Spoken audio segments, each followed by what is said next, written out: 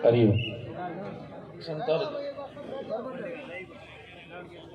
बोलिए दत्त भगवान की, जगत गुरु शंकराचार्य जी महाराज की, सनातन धर्म की, गोकुल गुरु जी महाराज की, सब संतन की, वेद भगवान की, अपने अपने माता पिता गुरुदेव की, गौ माता की, खेड़े बस्ती की, भारत माता की जय। दिव्य दर्शन, अलौकिक शक्ति, तपस्या की मूर्ति, साधना में रत, समाज पर अनंत कृपा, योगी पुरुष जन्म जन्मों से साधना में ही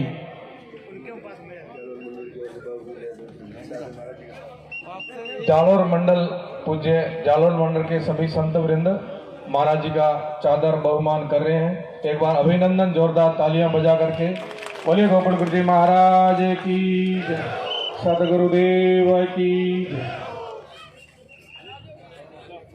क्या कहूं, दर्शन मात्र से कल्याण करने वाले संत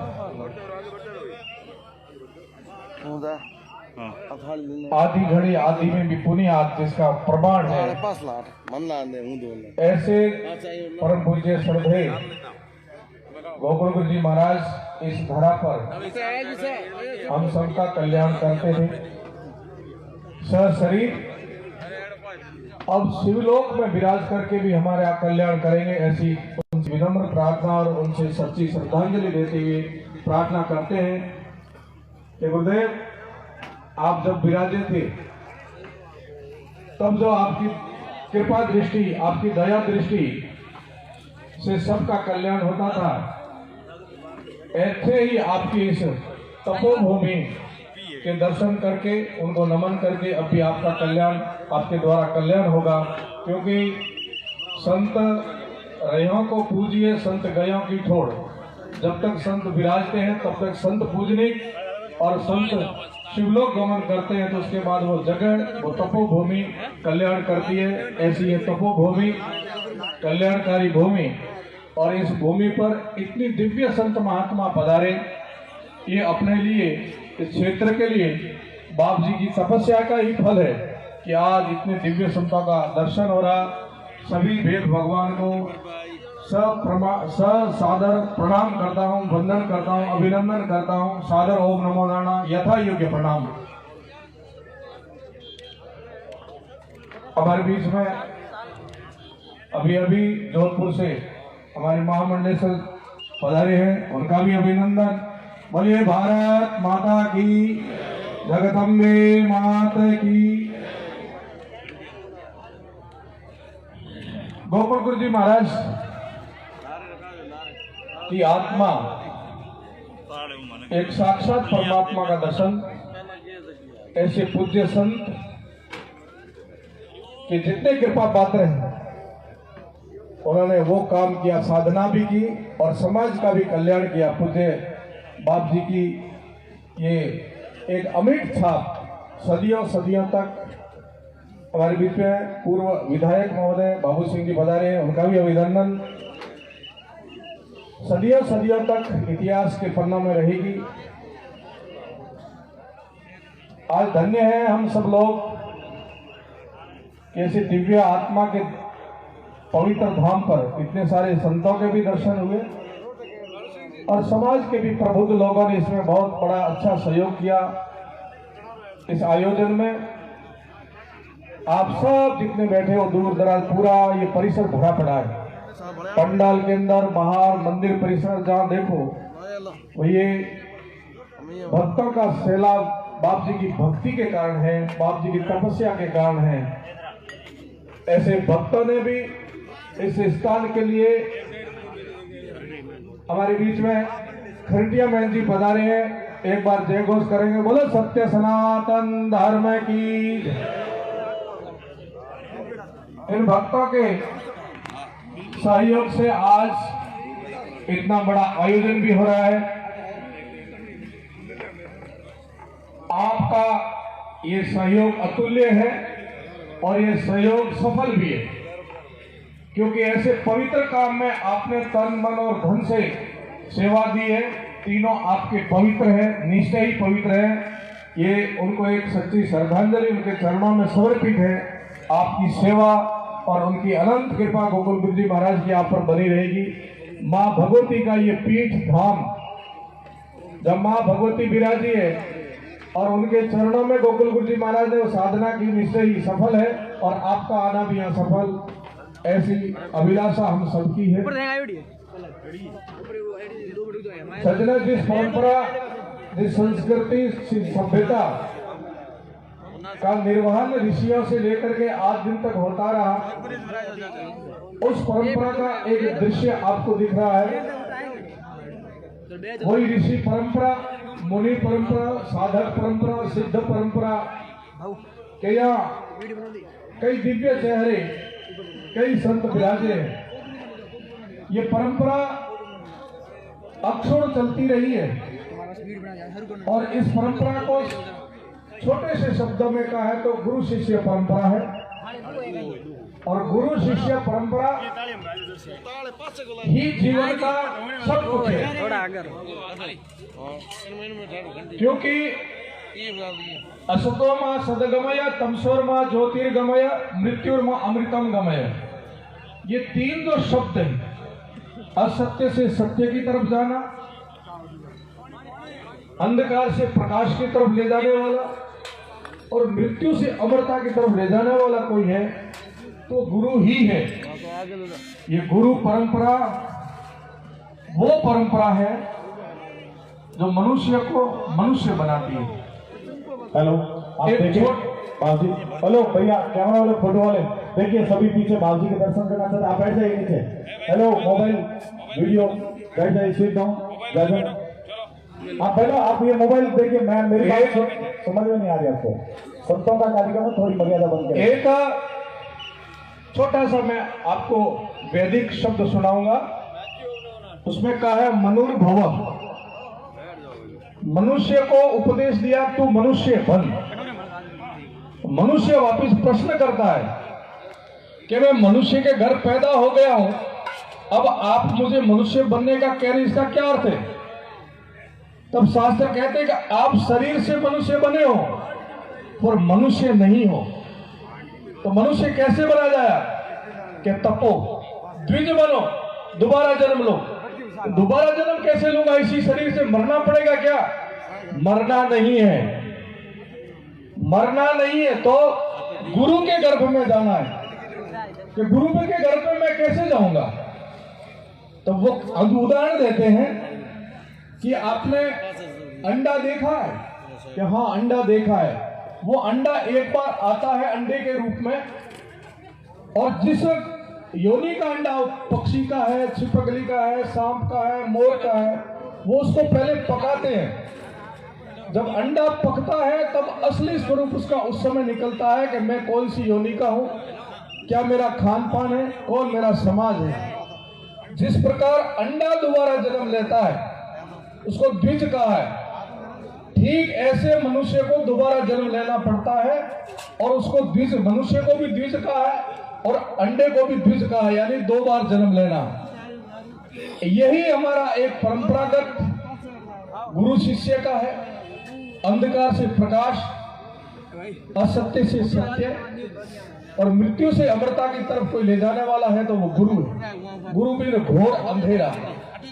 और ये तो अपन सबके हृदय में बैठा है। गुरु गोविंद दो खड़े, ताकि लागू पाए, बलिहारी गुरुदेव की गोविंद दियो बताए। इतनी बड़ी महिमा कि भगवान खड़े हैं तो भी पहले पैर गुरु के लगना है। पर एक बात इसमें जरूर ध्यान रखना, गुरु उसमें बड़ा नहीं है, भगवान से गुरु बड़ा नहीं है, पर पैर पहले गुरु के लगना है। क्यों? कि उसने भगवान बताया, रास्ता उसने बताया। जो कुछ है बिना गुरु सनातन धर्म की परंपराएं सारी अधूरी है। और यहां तक है दान पुण्य सेवा यज्ञ जो भी कुछ करते हैं वहां भी शास्त्र कहते हैं यदि गुरु अनुग्रह है तो थारो निष्फल है। ये गुरु परंपरा के संत, ये परंपरा में पहले ऋषि कहे जाते थे, मुनि, सिद्ध, साधक, अब संन्यास्त, योगी, कुटीचर, बहुचक, अन्य प्रकार से इस समय के साथ, परिवर्तन के साथ वही परंपरा के ये संत बैठे और उसी परंपरा के ये भक्त बैठे। संत और भक्तों का ये उदाहरण केवल भारत की सनातन परंपरा में ही मिलेगा। केवल इस सनातन परंपरा में, इस धर्म में ये गुरु और शिष्य की इतनी बड़ी परंपरा मिलेगी, इतनी श्रद्धा भक्ति भाव गुरु के प्रति ये सनातन परंपरा में मिलेगी। परंतु मुझे थोड़ा सा कभी कभी महसूस होता है, अनुभव होता है कि आज की शिक्षा, इस शिक्षा के कारण हमारे आने वाली पीढ़ी का आचरण इससे भिन्न होता जा रहा है। और मुझे क्षमा करें, कई घोड़ेरों भी घटे, कई अश्वारों भी घटे, कुछ इस परंपरा में भी विसंगतियां आई है, कुछ इस परंपरा में भी विकृतियां आई है, कुछ उस परंपरा में भी विसंगतियां और विकृतियां आई है। ये एक परंपरा चलती रहेगी, इसमें कोई ऐसी नहीं बात, ये नई परंपरा नहीं है। फिर भी हमें सार लीजिए थोथा दे उड़ाए, तो सार तत्व जहां से मिलता है वो सार तत्व लेकर के जीवन को उच्च शिखर पर ले जाने का ये सब कुछ चिंतन चलता है। मुझे प्रसन्नता है कि आज पुनः एक शक्ति के रूप में ये सनातन धर्म विश्व में, जो पहले भी विश्व गुरु था, उस विश्व गुरु की तरह आगे अग्रसर हो रहा है। और अच्छे अच्छे संत, विद्वान संत आकर के पूर्ण रूप से समाज के लिए समर्पित होकर के काम कर रहे हैं। ऐसे संतों को वंदन करता हूं। मैं एक बात और इस विषय प्रसंग पर आपसे निवेदन करूंगा कि हम सब अपने इष्ट को, अपने आराध्य को याद करते हैं। मैं दो बात एक विषय पर जरूर थोड़ा आपसे इंगित करूंगा। एक होता है ईश्वर और एक होते हैं देवता। थोड़ा सा मेरी बात को यदि ध्यान देकर सुनोगे तो थोड़ा सा आपको इसमें समझ में आएगा। ईश्वर एक अलग है और देवता एक अलग है। ईश्वर की परिभाषा करने जाओगे तो सर्वगुण संपन्न, सर्व शक्तिमान, अजन्मा, अनंत, अनादि, अनुपम, सर्वाधार, सर्वेश्वर, सर्वव्यापक, ऐसी जिसकी उपमा है उसको ईश्वर कहेंगे हम। और देवता एक प्रकार से दिव्य आत्मा, वो दिव्य आत्मा जो देव योनि में जाकर के अपना कल्याण करती है। और दोनों में उनकी भजन में भी फर्क रखा है। ईश्वर की उपासना, ईश्वर की क्या होती है? उपासना। और देवता की होती है आराधना। ईश्वर की उपासना, देवता की आराधना। और देवता का इष्ट मन, आपका इष्ट देव, इच्छित फल की प्राप्ति करने के लिए देवता को धाओ और मुक्ति के लिए ईश्वर की तरफ जाओ। मुक्ति की तरफ जाना है तो ईश्वर की तरफ जाओ। इच्छित इच्छा, लौकिक इच्छा पूरी करनी है तो आपके इष्ट देव को धाओ, उसके मंत्र सिद्ध करो, उसकी साधना करो, वो आपकी इच्छित इच्छाएं जरूर पूरी करेंगे। इन दोनों का ज्ञान भी यदि प्राप्त करना है तो दिव्य गुरु के पास जाओ। इहलोक और परलोक दोनों पूर्ण होंगे। पर जाते जाते एक बात जरूर कहूंगा, मेरे से पूर्व संतों ने बहुत अच्छे दिव्य शब्द कहे आपसे। मित्रों, हम लोग ढूंढते हैं अपने आसपास बैठे हुए व्यक्ति को कि इनमें से मेरी क्रिटिसाइज करने वाला, मुझे नुकसान करने वाला मेरा खास दुश्मन कौन है। ये एक मनुष्य का स्वभाव है कि मैं देखता हूं मेरा खास दुश्मन कौन है। हम ढूंढेंगे उसको और वो ऐसा दिमाग में बैठ जाता है कि मेरा खास दुश्मन यही है। और कभी कभी ये भी ढूंढेंगे कि मेरा खास दोस्त कौन है। एक चिंतन आया है आप ढूंढते जाना, ढूंढते ढूंढते आप अपने पास आ जाना। और जब आप अपने पास आ जाओगे तो अपने से ज्यादा अपना खतरनाक दुश्मन कोई नहीं मिलेगा, आप खुद मिलेंगे।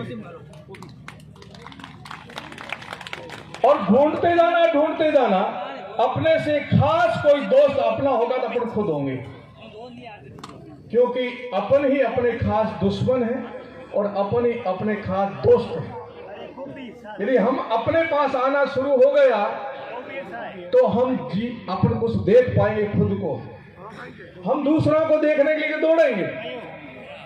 और मैं बार बार कहता हूं, कई बार मैंने कहा, हमारी आदतें ऐसी पड़ गई है। और आजकल ये जो मोबाइल युग है, ये मोबाइल जो युग चल रहा है, इस मोबाइल युग में आदतें ऐसी पड़ गई है कि सुबह 3 या 4 बजे भी आंख खुलेगी और जिसकी आदत है व्हाट्सएप, फेसबुक, ट्विटर देखने की, वो सबसे पहले उसको देखेगा और देख करके यही देखेगा कि किसने क्या किया है और कहां क्या हुआ है। ये 2 मूल बातें रहेगी, किसने क्या किया, कहां क्या हुआ, ये मुझे देखनी है। अखबार पढ़ने वाले की आदत भी ऐसी होगी, लाओ जल्दी अखबार, बाकी सब बाद में, पहले देखूंगा कहां क्या हुआ है और किसने क्या किया। टीवी देखने वाले की आदत भी यही होगी। और समय कौन सा होगा? सुबह का ब्रह्म बेला का, जिसको हम राजा कर्ण की बेला कहते हैं, पवित्र बेला कहते हैं। उसमें हम दुनिया को देखने दौड़ेंगे। थोड़ा सा उल्टा करो ना, किसने क्या किया मत देखो। उस समय कहीं मोबाइल नहीं जाएगा आपका, अखबार में कोई समाचार खत्म नहीं हो जाएंगे। आप उस समय मेहरबानी करके किसने क्या किया छोड़ो, मुझे क्या करना उस पर आ जाओ। सुबह सुबह मुझे क्या करना है, भजन करना, ध्यान करना, योग करना, प्राणायाम करना, स्वाध्याय करना, उस पर आ जाओ। किसने क्या किया इसकी चिंता मत करो, और कहां क्या हो रहा उसकी भी चिंता छोड़ो। मेरे घर में क्या हो रहा सुबह सुबह, मेरे घर में सुबह सुबह क्या होना चाहिए, उस पर ध्यान आओ। यही एक तरीका है, क्योंकि आजकल हम जीवन ढोने की कलाएं सीख रहे हैं और जीवन ढोने की ही कला सिखा रहे हैं। हम भी उसी रास्ते जा रहे हैं, दौड़ रहे हैं, अंधी दौड़। हमारे बच्चों को भी दौड़ाएंगे, उसी पर दौड़ाएंगे। यही करो। एक जीवन जीने की कला होती है और एक जीवन ढोने की कला होती है। जीवन जीने की कला बहुत कम लोग सिखाते हैं और चलते जीवन ढोने की कला में जीवन को लगा देते हैं। एक और बात कहूंगा मैं आपको, कुछ लोग बहुत श्रद्धा से, बहुत मन से सुन रहे हैं और बड़े विद्वान श्रोता बैठे हैं। मान्यवर जी, एक तो होता है उद्देश्य और एक होता है कर्तव्य। ये 2 शब्द आप जितने विद्वान बैठे मेरी बात को समझ गए होंगे। उद्देश्य को अंग्रेजी में टारगेट कहेंगे। अंग्रेजी में उद्देश्य को क्या कहेंगे? टारगेट कहेंगे। हिंदी में लक्ष्य कहेंगे। और कर्तव्य को अंग्रेजी में क्या कहेंगे? ड्यूटी कहेंगे। उर्दू में क्या कहेंगे? कर्तव्य को फर्ज कहेंगे। शास्त्रोक्त भाषा में कर्तव्य को क्या कहेंगे? धर्म कहेंगे। ये दोनों अलग हो गए कि नहीं हो गए? उद्देश्य अलग और कर्तव्य अलग। ड्यूटी आप जितने बैठे हो, आपके कर्तव्य जिसको कहते हैं धर्म कहते हैं, आप अधिकारी हो। जब आप वर्दी पहन के अपने कार्यालय में जाओगे, ड्यूटी पर जाओगे, तो वहां आपकी ड्यूटी वो होगी। वर्दी उतार करके आप घर जाओगे तब आपकी ड्यूटी चेंज हो जाएगी। वहां आपका धर्म दूसरा हो जाएगा, आपका कर्तव्य आपका दूसरा हो जाएगा, वो फर्ज दूसरा हो जाएगा। ऐसे आप जितने बैठे हो सबकी ड्यूटियां अलग अलग जगह अलग अलग करनी पड़ेगी। आपको अलग अलग धर्म निभाना पड़ेगा और आप वही के वही हो। ड्यूटी, धर्म, फर्ज, कर्तव्य आपको निभाना पड़ेगा और पूरी जिंदगी इसमें लगानी है आपको। क्योंकि जो कर्तव्य का निर्वहन नहीं करता वो पापी कहलाता है। धर्म का जो पालन नहीं करता वो पापी कहलाता है। पिता होकर के पिता का धर्म निभाना, पुत्र होकर पुत्र का धर्म निभाना, संत होकर संत का धर्म निभाना, शिष्य होकर शिष्य का धर्म निभाना, इसी को तो कर्तव्य कहा, इसी को तो ड्यूटी कही, इसी को तो फर्ज कहा। यही तो गीता में कहा। भगवान कृष्ण ने अर्जुन को यही तो कहा था, तू तेरा कर्तव्य निर्वहन कर, तू तेरा धर्म का पालन कर, सामने कौन खड़े उसकी चिंता नहीं करनी, तो क्षत्रिय है तुझे क्षत्रिय का धर्म निभाना पड़ेगा। ऐसे ही हम सब की ये ड्यूटियां हैं। कोई पिता है, कोई पुत्र है, कोई पति है, कोई पत्नी है, कोई भाई है, कोई गुरु है, कोई शिष्य है। इन सब की ड्यूटियां हैं, फर्ज है, कर्तव्य है, ये हमें करना ही चाहिए। परंतु जरा एक बात और सोचो, क्या जिंदगी पूरी इन ड्यूटियों में लग गई तो मूल ड्यूटी है या उद्देश्य है? मूल क्या, मुख्य क्या है? इन दो शब्दों में से एक तो उद्देश्य और एक कर्तव्य। तो उद्देश्य बड़ा है या कर्तव्य बड़ा है? उद्देश्य बड़ा है, टारगेट। तो आपके जीवन का टारगेट क्या है, उद्देश्य क्या है? ये तो सब ड्यूटियां थी, वहां हम फेल है, वहां तक जाते ही नहीं, सोचते ही नहीं है। पूरी की पूरी जिंदगी केवल कर्तव्य निर्वहन में पूरी करते, उद्देश्य की तरफ ध्यान ही नहीं जाता। ये भी आप गुरु के पास आओगे तब आपकी शंका का समाधान होगा। एक और बात कहूंगा, आप छोटे थे ना, तो वो थोड़ा सा नजारा एक बार वापस जाओ तो, जब आप 5 साल के थे, एक बार फीलिंग करो कि मैं 5 साल का था, उस समय मुझे सबसे अच्छी चीजें क्या लगती थी? आपके अभिभावक, आपके माता पिता, भाई यदि बाजार से एक रबड़ की मोटर गाड़ी लेके आते थे, वो भी आपको कितनी अच्छी लगती थी? क्या कितनी बढ़िया मेरे लिए गाड़ी लेके आए, लगती थी कि नहीं लगती थी? आप छोटे थे, आपकी मांग छोटी थी और पूर्ति होते आप खुश हो जाते थे। आपके प्रश्न भी छोटे थे उस समय। क्या प्रश्न थे आपके? कोई चीज आपने पहली बार देखी, पूछा कि ये क्या है, तो जिसका हाथ पकड़ रखा उसने उत्तर दिया कि ये है। आपको विश्वास हो गया, आपने मान लिया कि इसको ये कहते हैं। आप बड़े हुए, आपकी मांग बड़ी हो गई, और आप बड़े हुए, आपके प्रश्न भी बड़े हो गए। अब इच्छा इतनी बढ़ गई है कि फॉर्च्यूनर आए तो और आगे मांग बढ़ेगी कि इससे भी ऊपर का मॉडल लाऊंगा। अब वो गाड़ी से हमारी तुष्टि नहीं होगी, ये इच्छा है। और ऐसे ही प्रश्न, जब मौत को पहली बार देखा तब आप सब भी घबराए होंगे। और युधिष्ठिर से यक्ष ने पूछा था, आप सबको पता है यदि आपने महाभारत का प्रसंग पढ़ा हो, किम आश्चर्यम, इस दुनिया का सबसे बड़ा आश्चर्य क्या? बताओ, बता सकते हैं आप में से कोई? यदि आपने पढ़ा है तो बता दोगे। दुनिया का सबसे बड़ा आश्चर्य क्या? बताओ, इस संसार का सबसे बड़ा आश्चर्य एक कोई बता सकता है आप में से? 1-2 हाथ खड़े हुए, मैं आपका बता देता हूं। किम आश्चर्य, सबसे बड़ा आश्चर्य, उसने कहा मौत। मृत्यु से बड़ा कोई आश्चर्य नहीं है। जब पहली बार किसी को मरते हुए देखा तो आपने भी पूछा कि ये क्या हुआ? कि ये मर गया, अब नहीं आएगा। धीरे बड़े हुए तो आपको भी मौत से डर लगने लगा। आपने पूछा किसी से कि ये मौत से छुटकारा कैसे मिलेगा? तो जिससे पूछा वही घबराया हुआ था कि मैं भी डर रहा हूं कि मुझे ही पता नहीं है, कि मैं भी ढूंढ रहा हूं कि मौत से छुटकारा कैसे मिलेगा। मैं पुनः आपका ध्यान आकर्षित करना चाहूंगा, जब छोटे थे तो छोटी मांगे थी, आपकी पूर्ति हो जाती। छोटे थे तो आपके प्रश्न छोटे थे, आपके शंका का समाधान हो जाता था। आप बड़े हुए, आपने चाहना बढ़ा दी, और दूसरी तरफ आप बड़े हुए, आपके प्रश्न बढ़ गए। चाहना की संतुष्टि तो केवल मात्र संतोष धर्म से है। संतोषी सदा सुखी है और कुछ नहीं है। इसका अभ्यास करो, और बड़े प्रश्नों के शंका का समाधान करना तो सत्संग करो, स्वाध्याय करो, मनन करो और मंथन करो, तो निश्चय ही आप जीवन जीने की कलाएं सीखोगे। ये है गुरु परंपरा, ये है मुक्ति की मार्ग, और यही मनुष्य को मनुष्य के बनाने का सूत्र है। आपको मनुष्य बनना है तो गुरु के गर्भ में जाओ, ज्ञान के पास जाओ, पुनः आपका जन्म हो, तब आपको पता चलेगा मुझे कौन से कर्म करने चाहिए, कौन से कर्म नहीं करने चाहिए। इनको कुत्ते की हड्डी की तरह सारे कर्म करते रहना, नुकसान खुद का होगा। अंत में मैं एक ऐसा प्रसंग चल रहा है पूरे देश के अंदर, हम सब देवों के देव, आराध्य देव पुरुषोत्तम भगवान राम, मर्यादा पुरुषोत्तम भगवान राम, उस भगवान राम की जन्मभूमि पर तकरीबन 500 साल से हमारे पुरखों ने, पूर्वजों ने एक यज्ञ शुरू किया। उसको पूर्ण करने का कि हम भव्य मंदिर बन करके भगवान राम की नगरी, जहाँ का निवास जन्म स्थल है, वहां बने। वो संघर्ष, वो यज्ञ चलते चलते सौभाग्य नहीं, परम सौभाग्य आपको और हमको मिल रहा है कि वो घड़ियां अब आई और उसकी पूर्ण आहुति अब होने जा रही है। मंदिर भव्य बनने जा रहा है। केवल मंदिर भवन से नहीं है, वो मंदिर एक संकेत है कि वहां से इस संस्कृति का उत्थान पूरे विश्व तक जाएगा, जिसको हम किरणवंतो विश्व मारियम कहते हैं।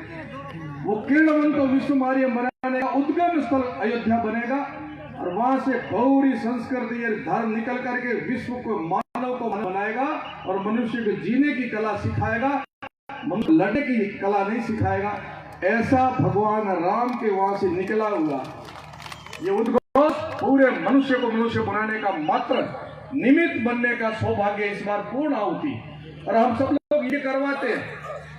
यज्ञ का फल अंतिम समय है, जब पूर्ण आहुति में कोई पहुंच जाए, पूर्ण आहुति में हाथ लग जाए, और जब तक पूर्ण आहुति नहीं होती तब तक यज्ञ पूर्ण भी नहीं माना जाता, और पूर्ण आहुति के बाद यज्ञ संपन्न भी हो जाता है। ठीक ऐसे ये अभियान की पूर्ण आहुति अब है और इस समय आपके घर घर राम सेवक आ रहे हैं। आप सब लोग, ये जितने संत बैठे मंच पर, सब ने दिया, क्योंकि संत सब मार्गदर्शक है, सुधीजन है और ये प्रेरणा स्रोत है। सब संतों ने राम के निमित्त अपनी झोली में से अंशदान दिया है। हम भी आपसे यही कहते हैं, इसमें कोई किंतु परंतु मत करना, कोई शंका मत करना। आप अपने सहज भाव से, सरल भाव से राम जी को समर्पित करना। तेरा तुझको देना, अपना नहीं है उसमें भी। आपकी श्रद्धा और आपकी आस्था के अनुसार आप आज इस पावन पवित्र और दिव्य आत्मा के सभा स्थल पर बहुत बहुत शुक्रिया। जय जय श्री राम, जय जय श्री राम। एक बार अभिनंदन जोर से जय जय श्री राम का घोष करके करना। जय जय श्री राम। धन्यवाद। दूसरी कड़ी में मैं बाबू सिंह जी से निवेदन करूंगा। वैसे तो घोषणा आपकी होगी से हो चुकी है, पर मैं माइक से करना चाहता हूं। एक बार खड़े होकर आप बता दें कितनी करनी है। वो यहाँ दोहरानी है, जो होगी उसको दोहरानी है। दोहरानी का मतलब बोलूंगा, 2 बार नहीं लूंगा। पूरे परिवार की तरफ से